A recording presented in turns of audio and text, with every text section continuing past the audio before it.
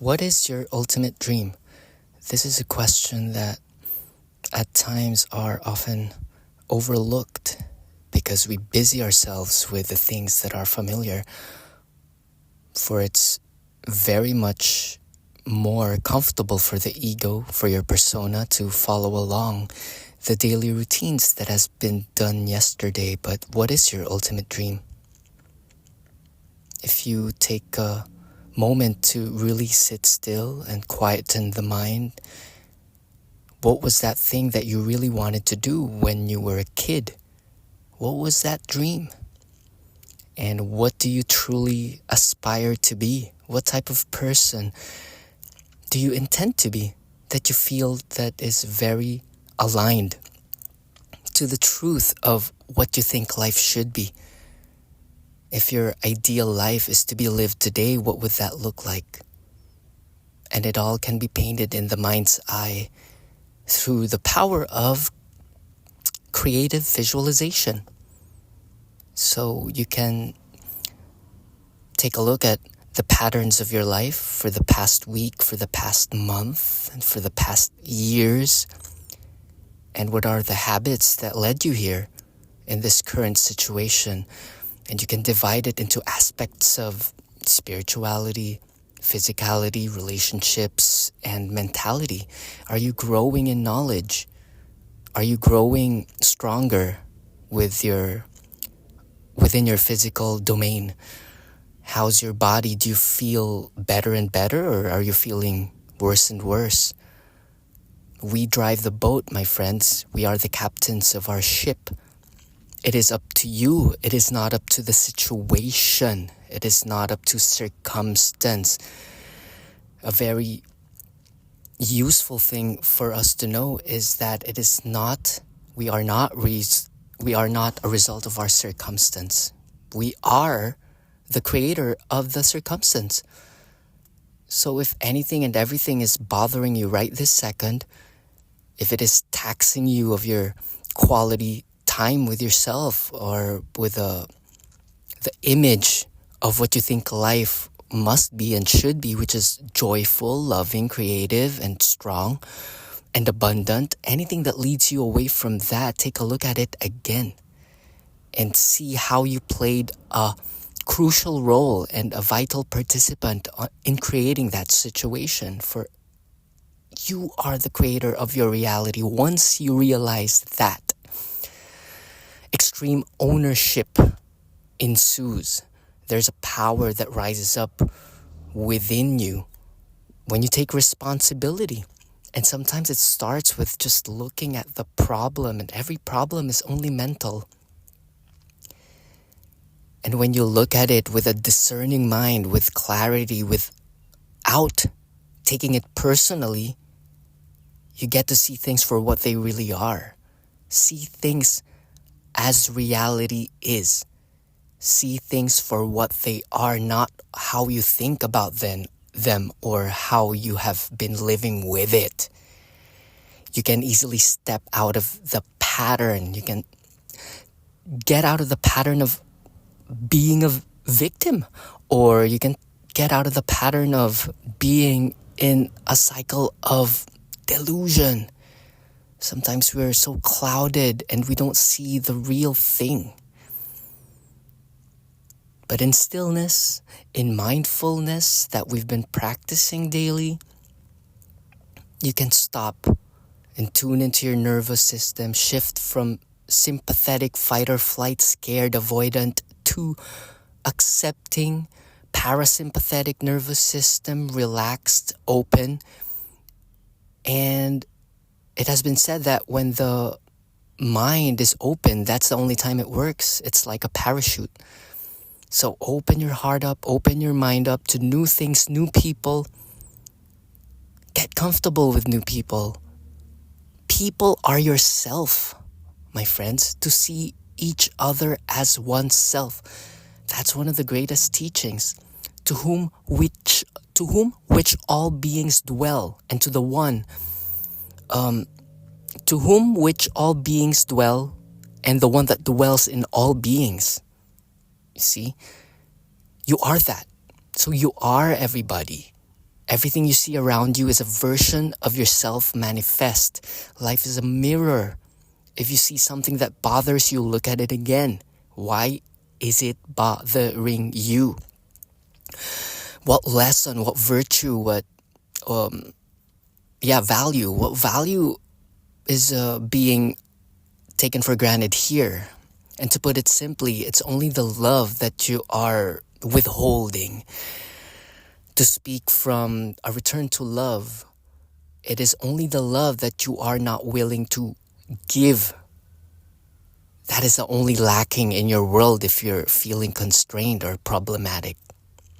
Accept that everything runs its natural course. Yielding and wielding things to be a certain way is a recipe for disaster. So see things for what they are, and you can mold it in your head by shifting your perception. That's the only control we have, my friends. To shift, to tilt your head a bit, and you see things from a different angle. It's neither a fortune nor a misfortune. It just is. It's neither good nor bad. Thinking makes it so. Rain is a fortune to a place where it's dry and having drought. But it is a misfortune for a picnic planner. But in reality, it's just rain. It's just nature's cycle renewing itself, washing itself. It's condensation from the earth, evaporating the water, renewing it as clouds, and falling it as rain. It's all the same stuff going in a cyclical motion. And parts of that are your breath, and it has been breathed by Jesus and Buddha. And it has been particles of stardust. Shout out to you, firefighters. Thank you for your service. You are the firefighter. What is it in you that is of a firefighter? So have this skill and practice of getting the feeling of the thing instead of the thing. You want freedom, not money. You want connection and belongingness, not aggrandizement or praise. Okay? You are here. You are it. You have everything you need to make the greatest step, or that small step in the right direction is better than, a drastic,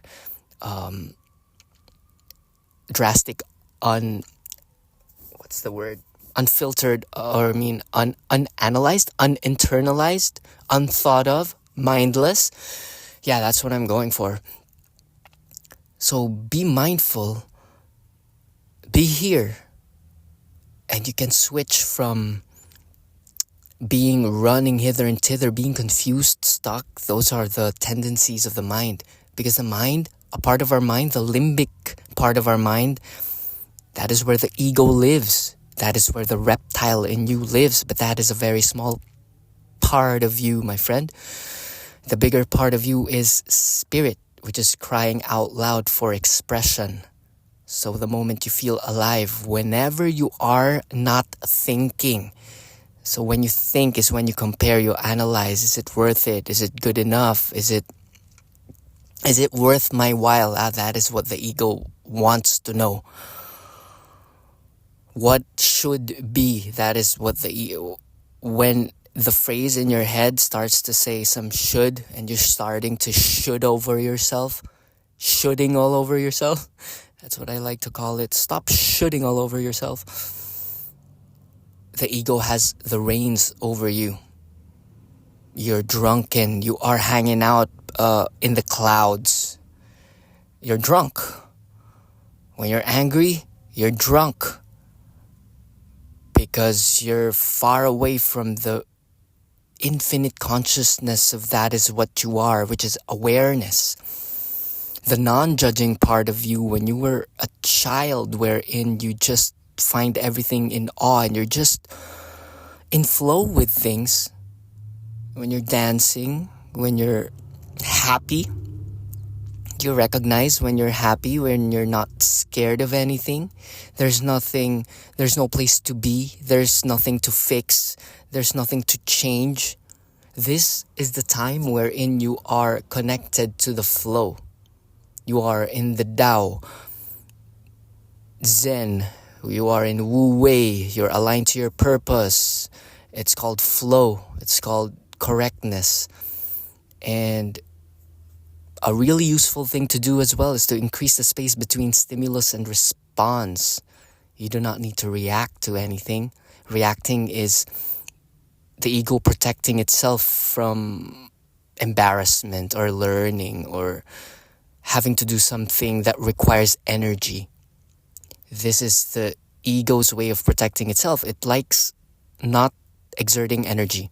And the soul wants to be expressed in many ways that has not yet been.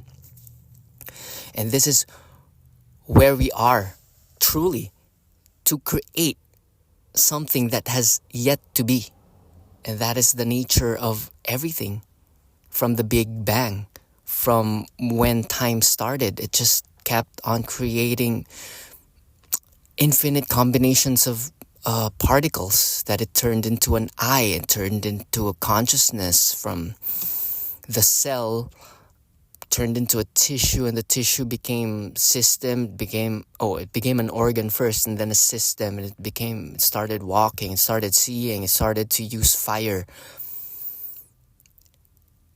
And it brought you right here, right now. And what are you going to do about that?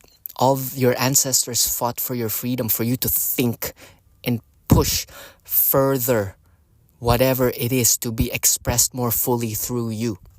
What does that look like? How do you see yourself? So cut out all external distractions, all of the external things that you've learned and got attracted to, assimilate it into something that you can give birth today. It does not need to be material. It can be a piece of thought. It can be a piece of a song. It can be a meal. It can be an expression. It can be an insight that you carry with you all throughout your journey.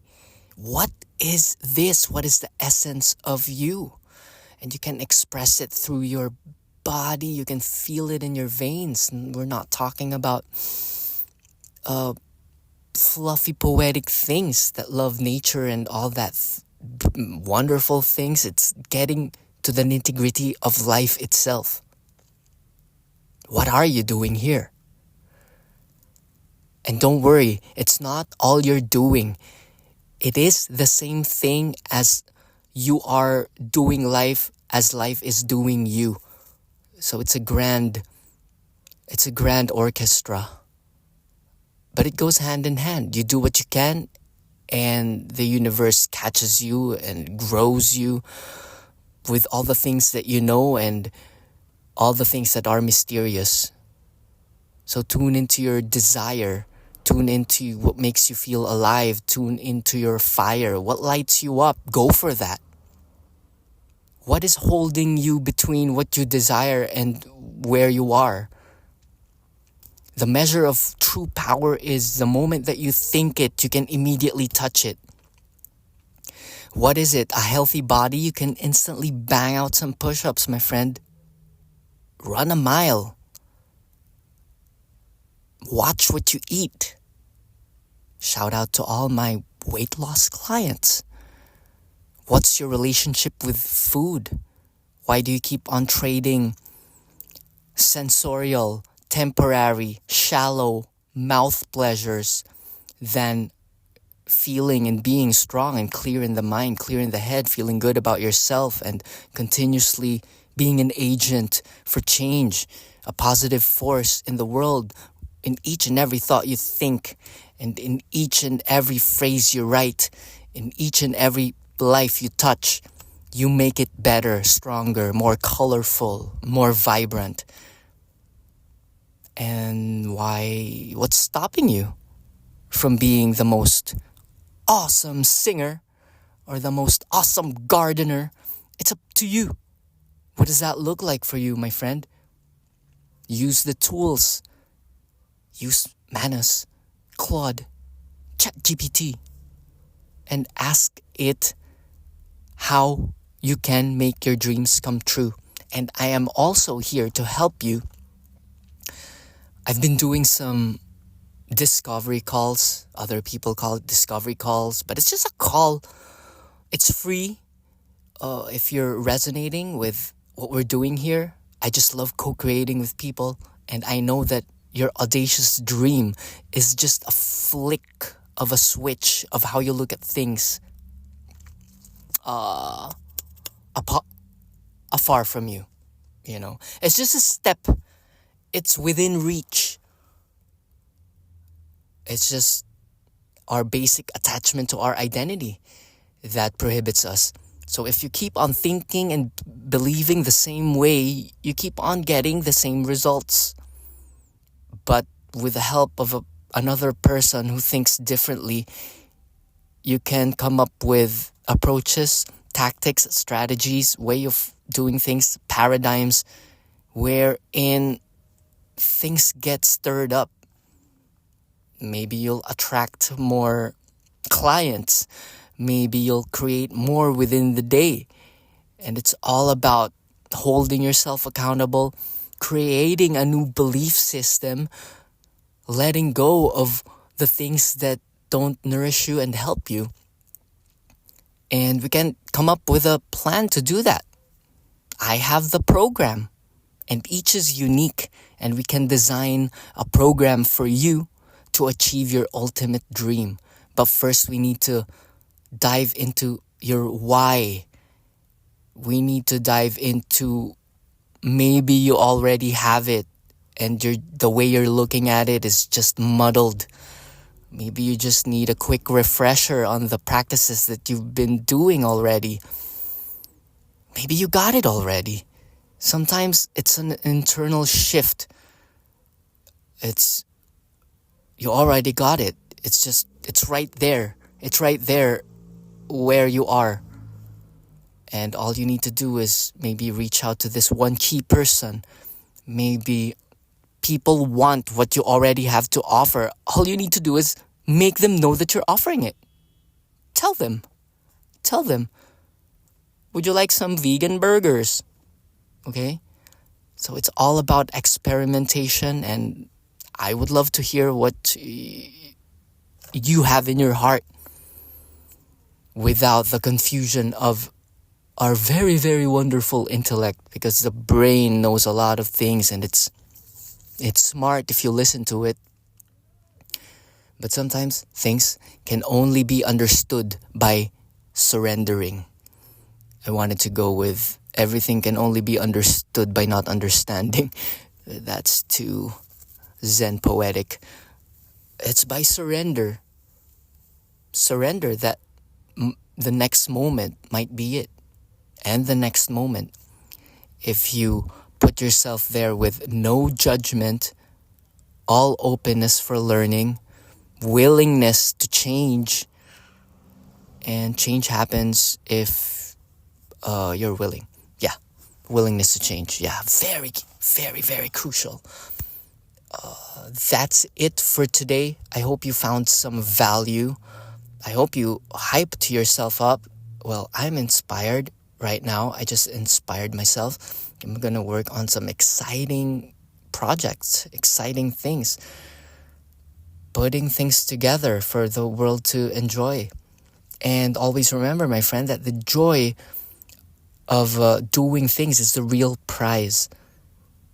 To be able to just share your music, to rock out, is the gift. You've already won. If you play the game, you won.